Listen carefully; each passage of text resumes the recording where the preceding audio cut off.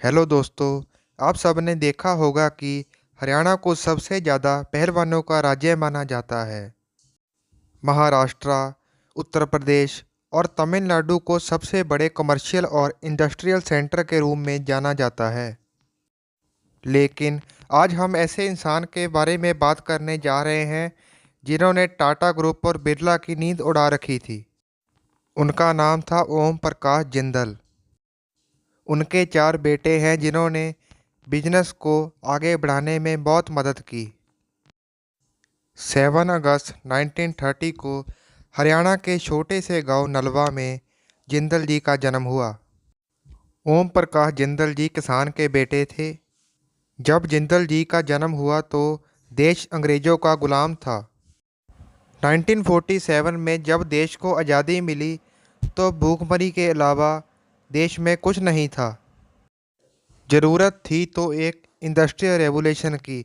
बड़ी बड़ी कंपनियां जैसे टाटा और बिरला ने काम करना शुरू कर दिया।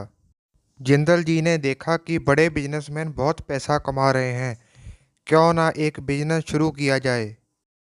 लेकिन किसान के पास इतने पैसे नहीं होते कि वो अपना खुद का बिजनेस स्टार्ट कर सके। जिंदल जी की जिद थी कि बिजनेस तो शुरू करना ही है। उसके बाद जिंदल जी हरियाणा से 1700 किलोमीटर दूर गए, कोलकाता में। वहाँ जिंदल जी ने स्टेट ट्रेडिंग का काम किया और कुछ दिनों बाद बहुत सारे पैसे कमाकर वापस हरियाणा आ गए। हिसार में आकर उन्होंने फैक्ट्री स्टार्ट की जिसमें उन्होंने बाल्टी बनाना शुरू किया। उसके बाद जिंदल जी ने सोचा क्यों ना पाइप बनाई जाए। 1964 में जिंदल जी कोलकाता में गए और वहाँ पर उन्होंने अपनी फैक्ट्री बनाई जिसका नाम उन्होंने जिंदल लिमिटेड कंपनी रखा। जिंदल जी पाइप खुद नहीं बनाते थे, टाटा की बनी इंडियन ट्यूब से रिजेक्टेड स्टील पाइप को खरीदते थे, रिपेयर करके मार्केट में प्रीमियम में सेल करते थे। बाद में उन्होंने खुद का एक स्टील बिजनेस स्टार्ट किया, लेकिन वो बहुत ज़्यादा प्रॉफिट कमा रहे थे। इसकी वजह से टाटा ने उनको बेचने के लिए मना कर दिया। टाटा ग्रुप ने जिंदल जी से कहा कि आप 2-2 फीट के पीसीस को कट कर कर बेच सकते हैं। उसके बाद जिंदल जी ने 2 पीसीस के टुकड़े लेकर उसके सॉकेट बनाने शुरू कर दिए। जर्मनी की कंपनी सॉकेट को खरीदने लग गई।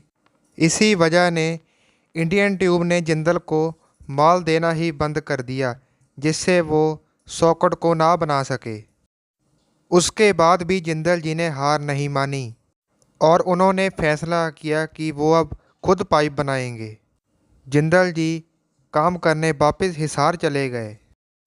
जिंदल जी अपनी फैक्ट्री में स्टील पाइप और सॉकेट बनाने लगे। इस बात को लेकर आज भी सभी हैरान होते हैं कि जिंदल जी ने मशीन की पढ़ाई ना करते हुए भी वो मशीन की आवाज़ को सुनकर ही बता देते हैं मशीन के इस वाले पार्ट से क्या बनता होगा।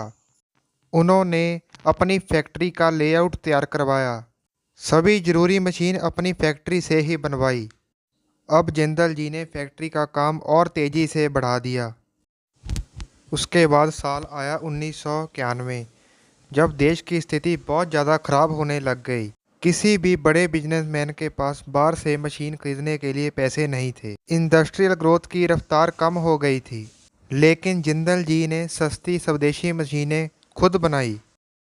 उसके 22 साल बाद जिंदल जी ने मिशन डिवीज़न फैक्ट्री की शुरुआत कर दी। इससे बहुत सारे लोगों को रोज़गार तो मिलता ही था, साथ में लोगों को बाहर से मशीन नहीं खरीदनी पड़ती थी। इससे इंडिया में बहुत सारी फैक्ट्रीज लग गई। जिंदल जी को समाज सेवक भी कहा जाता था, क्योंकि वो लोगों की बहुत मदद करते थे। लोग उन्हें प्यार से बाबूजी कहते थे। उन्होंने बहुत ज़्यादा सोशल ग्रुप्स बनाए जिनमें लोगों की ज़्यादा से ज़्यादा मदद हो सके। जिंदल जी लोगों की सेवा करने के कारण उन्हें 3 बार विधायक और 1 बार संसद भी बनाया गया हरियाणा में। 31 मार्च 2005 को हेलीकॉप्टर हादसे में जिंदल जी की मौत हो गई। जिंदल जी की मौत के बाद कंपनी का बंटवारा 4 बेटों में कर दिया गया। लेकिन बाद में सारी संपत्ति की मालिक जिंदल जी की पत्नी सावित्री देवी ही रहेगी। उसके बाद सावित्री देवी भी समाज सेवा विधायक चुनी गई।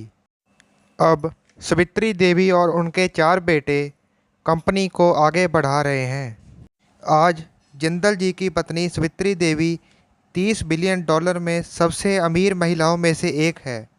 किसने सोचा था आने वाले टाइम में एक किसान का बेटा टाटा और बिरला जैसी कंपनी को पीछे छोड़ देगा।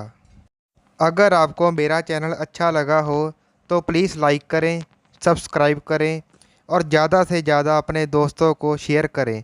आपका बहुत बहुत धन्यवाद।